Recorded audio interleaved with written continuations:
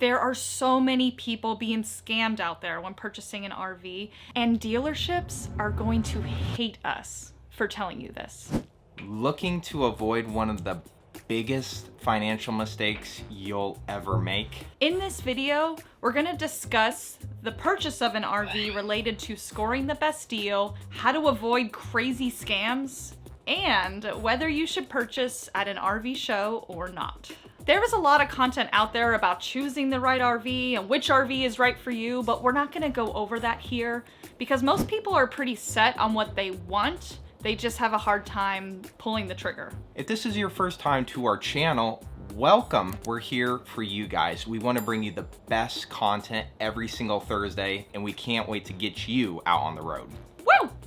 It's no secret out there that RVs are extremely expensive, and let's face it, all the dealerships out there are trying to make the most bang for their buck. But if you have any knowledge with buying any sort of vehicle in life, things depreciate very quickly. And today, we're gonna be helping you shoot for the best deal. Timing is an important factor when it comes to buying an RV. But when is the right time to buy one? Regardless if you're at like an RV show or not. After spending hours doing research, we would say spring and summer is when the market has the highest prices. And before we tell you guys when the best time to buy an RV is, here's a scenario that we unfortunately read about a lot. A new RV owner will purchase their first rig in the springtime, let's say March, and they take their rig to storage until they have their first camping trip in May.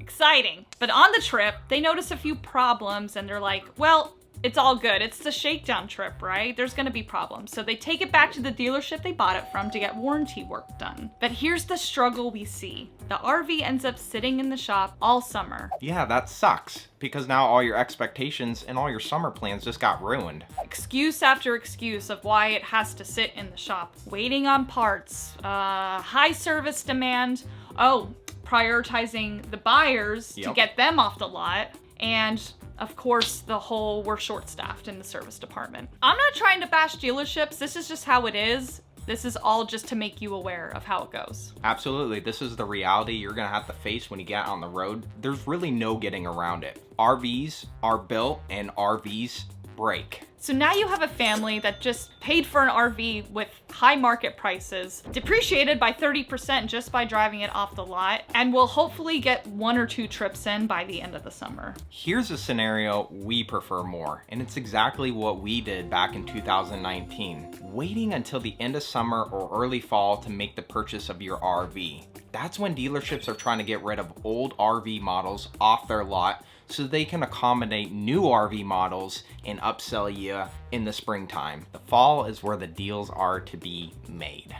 And here's another reason we love this scenario. Usually you can get maybe 1 or 2 camping trips in at this time, depending on where you live. And during that trip, you can work out all the issues, do the shakedown trip. And if any issues arise, now putting the RV in the shop during the winter is not such a bad thing because it should be ready by the next camping season. Now, a lot of people might be thinking, what about RV inspections? Isn't that why they exist? To help prevent these issues? Well, we can make an entire video about RV inspections alone, but we'll just keep it really short with you and talk about this here in just a minute. We have something to tell you in preparation before you chat with any RV salesperson. But first, we have a favor to ask you. If you guys love our content and want us to continue releasing videos each week, we'd really appreciate it if you shared our videos with anyone you think could benefit from this information. Yeah, maybe someone out there is looking for just a simple lifestyle change and could be interested in the world of RV travel. We need your help. Now, here's an ugly truth about RV salespeople. Are they really there to help you? I think the best way to lead into this is to share our personal story of when we went to buy this fifth wheel in 2019.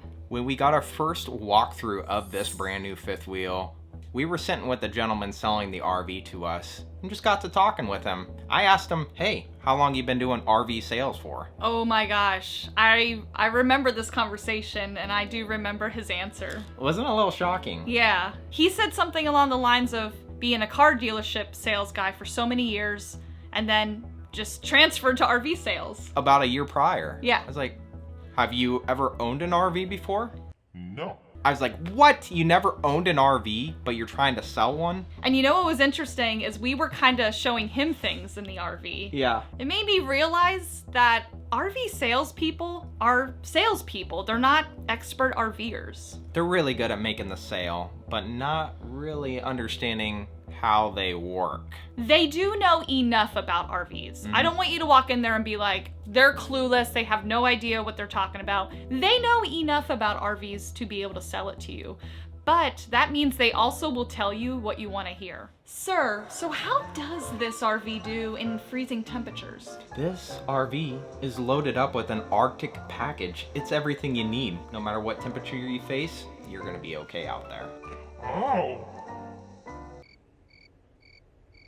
Another example for you is the whole what can your truck tow situation. We have seen too many times a half-ton truck on the highway pulling a very large fifth wheel that has no business pulling that thing. But a lot of the times these RV salespeople will tell you, oh, it can pull it, it can pull it. Why are we telling you all this? Well, it's because we want you to ask more questions. Find out what the RV salesperson knows. And if it's not a lot, then maybe go back and watch some of our content so you know a lot about RVs, probably more than they do. Do you remember when we went to go pick up the RV that day, what happened? The night before, when we left the RV to go home, we asked them, can you please turn on the new RV refrigerator, our new fifth wheel? We want to make sure it works when we come to pick it up the next day. Look, we live in a travel trailer and we're going to be moving all of our food from the travel trailer into the fifth wheel the next morning. Sure enough, we drove to the RV lot and guess what? The back of the refrigerator was popped off and they were in there screwing pieces, taking them out. They're like, the refrigerator doesn't work. And I'm like, wow, shocking. You act like this is our first time owning an RV. But we also found another issue, which goes back to the whole RV sales people don't know much about RVs. We noticed that every time the slide went in on the kitchen side, that the propane would shut off because the refrigerator kept beeping. I forgot about that. Yeah, we didn't know what was going on, but the people at the dealership were like, oh yeah, that's a safety feature. When the slide goes in, it's a safety feature. They just kept saying safety feature. So I walked outside around to the slide out. I'm like, all right, slide her out. And sure enough, we slid her out. I was like, okay, here's the propane line. Okay, slide it back in. And as I watched underneath as the slide was going back in, there's the propane line. Sure enough, kink. So basically what they were saying is, that's a safety feature. But here's the problem. The refrigerator would never run during travel days if that was a safety feature. That would be like not good at all. And here's the other thing. If we were brand new to RVing, we would have believed them. We would have been like, so true. That makes sense. Safety feature, I like that. So are RV inspections really a good bang for your buck? We do believe, especially if it's your first RV, that an RV inspector is a good idea. And the RV dealership is gonna try to steer you away from this. They're gonna say, oh, hey, look, our service guys, they are certified. They're gonna do the inspection. We got you covered. But you have to remember to be an advocate for yourself. And it's not that the dealership is trying to hide any problems. They don't even know these problems exist. But they don't want the extra work because they're already overwhelmed with all the backup orders and all the repairs that they have waiting for them. So they don't want to add more to their plate. Yeah, and just know that once you drive the RV off the lot and everything's said and done, those problems are now your problem. There are so many people being scammed out there when purchasing an RV, and it can happen so quickly and so swiftly. This is a huge concern when you utilize places like Facebook Marketplace, Craigslist. These scams are everywhere, and they're super hard to tell what is legit and what is fraud.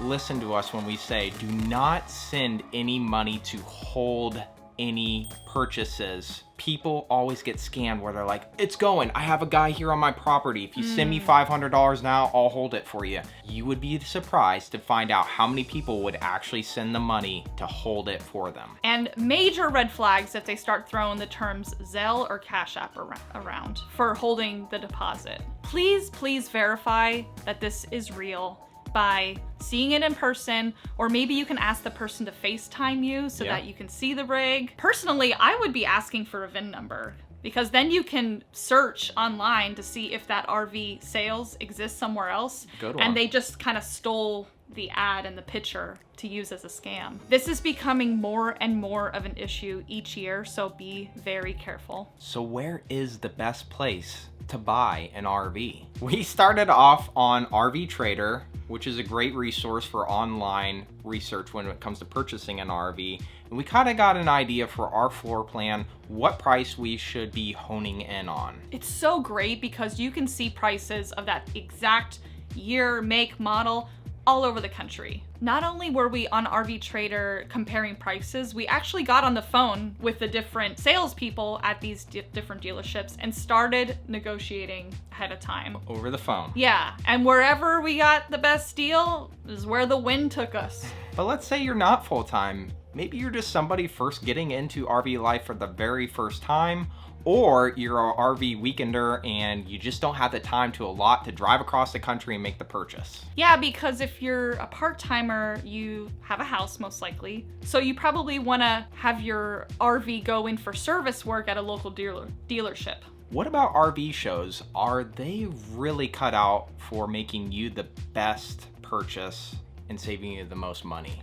That's true, because you'll see a lot of part-timers, people who have a sticks and bricks, they'll travel pretty far to go to these RV shows. But why? First of all, RV shows are a lot of fun. Yep. And it's a fantastic place to go to do your research. But if you're like us and you've been to an RV show, you'll know right away, they start throwing up these amazing looking numbers and you're like, whoa, my vision is coming true. They show that MSRP, and then right below it is they blast RV show price, and you're like, wow, what a deal. But are you kind of being tricked here? In our research, here's what we found.